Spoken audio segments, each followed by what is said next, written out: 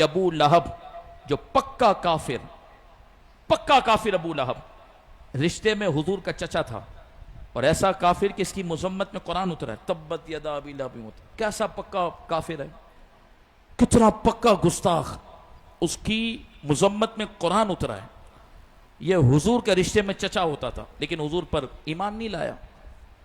जब इसका इंतकाल हुआ तो हजरत अब्बास जो हुजूर के चचा हैं और अबू लहब के भाई हैं, तो अबू लहब का जब इंतकाल हो गया, उसके मरने के बाद हजरत अब्बास ने ख्वाब में देखा अबू लहब को, अपने भाई को यानी हुजूर के चचा को।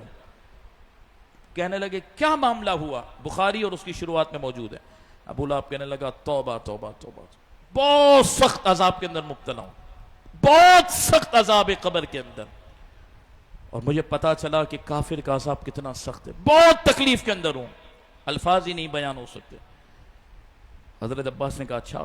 कहने लगा लेकिन बात यह है भाई कि जब पीर का दिन आता है ना, मैं तो कब्र के अंदर ही हूं, लेकिन जब पीर का दिन आता है ना तो अल्लाह ताला मेरे अजाब में कमी कर देता है। तो हजरत अब्बास से पूछा क्यों? कहने लगा कि भतीजे की जब विलादत हुई थी, यानी हुजूर जब पैदा हुए थे, तो कहा मेरे पास कनीज थी सुवैबा, वो कनीज ने आकर मुझे कहा कि अबू लहब तुम्हारे यहाँ भतीजे की विलादत हुई है। तो मुझे बहुत खुशी हुई थी कि अल्लाह ताला ने हमारे यहाँ भतीजे को दुनिया में भेजा है। तो कहा मुझे बहुत खुशी हुई, तो मैंने भतीजे की खुशी में अपनी कनीज को आज़ाद कर दिया कि जा तू आज़ाद है, तूने मुझे भतीजे की खुशखबरी सुनाई है, आज़ाद है।